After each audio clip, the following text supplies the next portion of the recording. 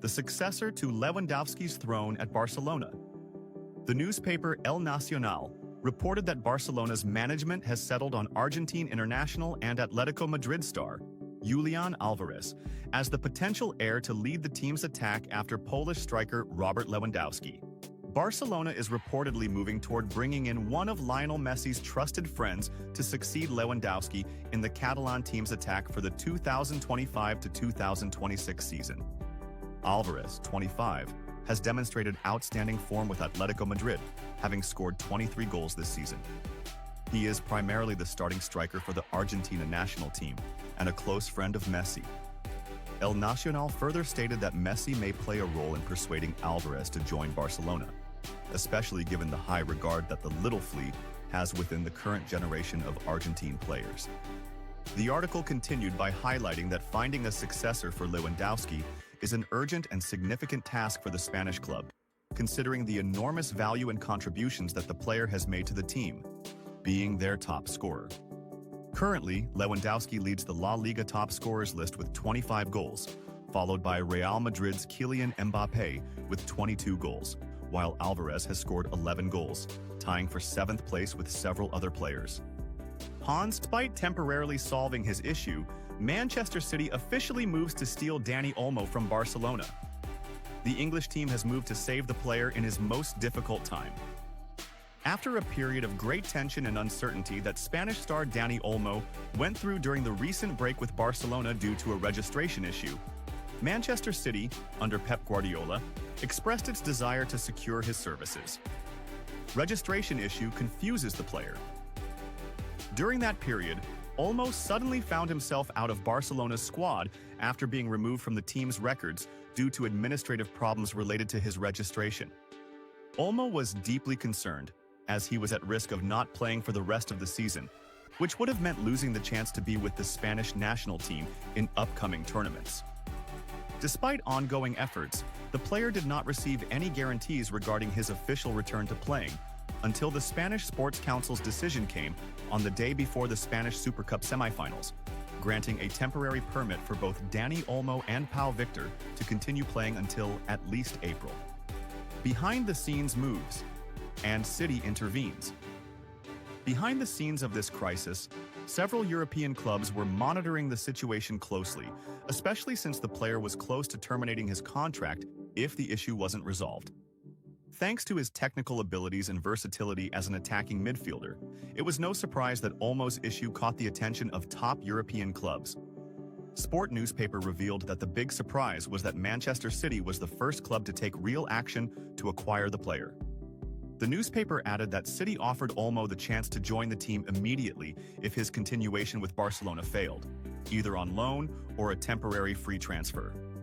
Olmo as De Bruyne's replacement?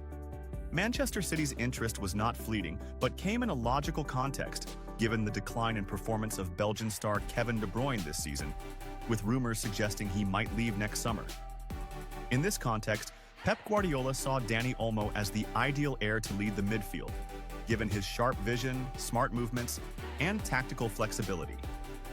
City's interest was not only driven by a technical need, but also by a special appreciation from Pep Guardiola, who is known for his constant monitoring of Spanish talents, especially those coming from academies like Barcelona's.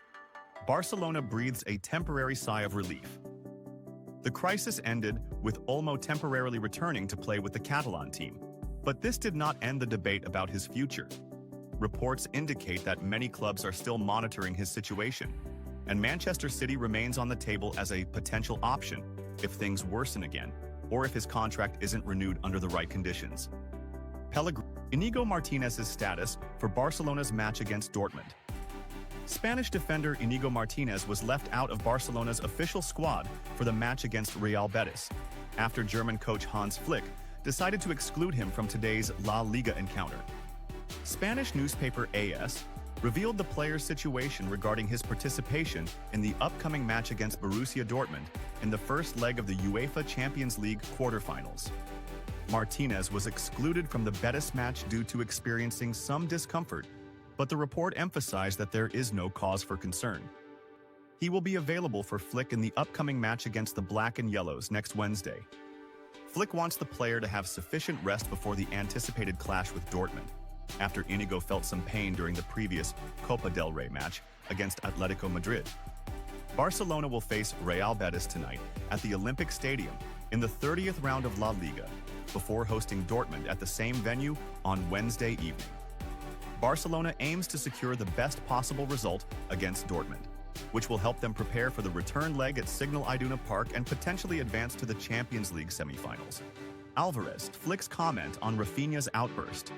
Barcelona's goalkeeper, Ter Stegen, intervened and saved his teammate Raphinha from further trouble after the Brazilian's outburst towards the referee during the match between Barcelona and Real Betis in La Liga.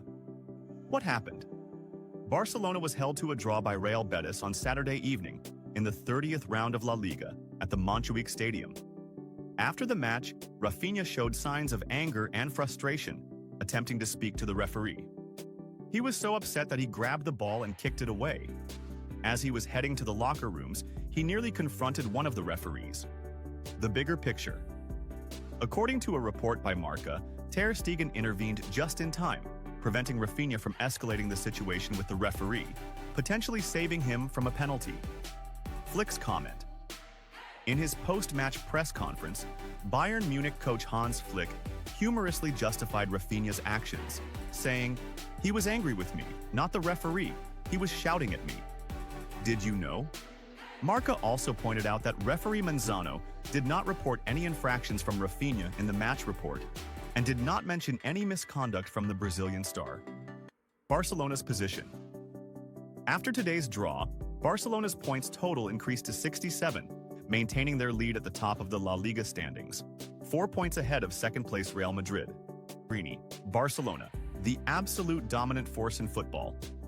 Pellegrini said during a press conference after the match played on Saturday in La Liga, "We were very cautious. This is not our style, but it was the way to move forward in the match." The draw ended Real Betis' 6-match winning streak in La Liga. However, Pellegrini valued the result, given that it came against the league leaders.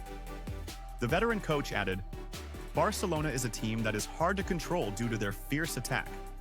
They play football in a very attractive way.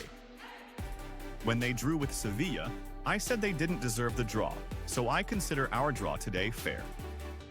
Pellegrini believed his team performed well and continued, "We carried out few attacks, but they were dangerous, especially in the first half.